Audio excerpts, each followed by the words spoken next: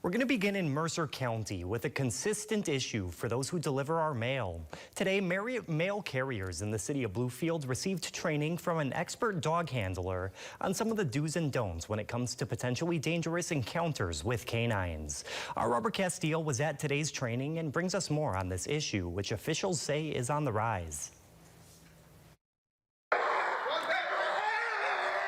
The safety manager for the United States Postal Service tells WVVA that so far this year there have been 119 dog attacks on mail carriers in West Virginia and Kentucky.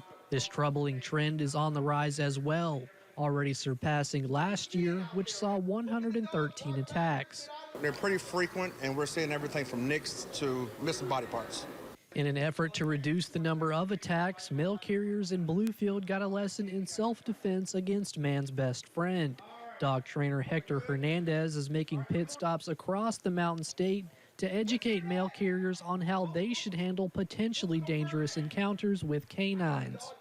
I pretty much just make sure that they know that they have enough tools with them to protect themselves. But the number one thing is just being aware of your surroundings also. Those tools include things like packages, hats, and satchels, which can all be used to take the brunt of a dog's bite, helping aid in escape. Mail carriers in attendance got the opportunity to get hands-on and practice their defense techniques with the Belgian Malinois. Just shake it, just like that. Perfect. The responsibility is on the owners because it's their dogs. And the letter carriers are just doing their job. And they shouldn't have to constantly be out there protecting themselves from someone else's dog. Hernandez says that if you have a dog, no matter how big or small it is, you should make sure to keep your animal under control and away from mail carriers.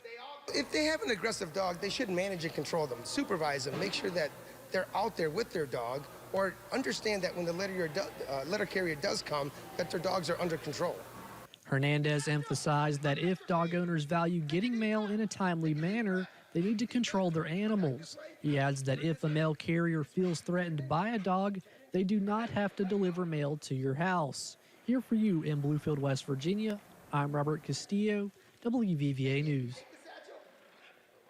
Thank you for that report, Robert. Mail carriers are actually able to carry dog horns as well as pepper spray to use to stop attacking dogs if it comes down to that situation.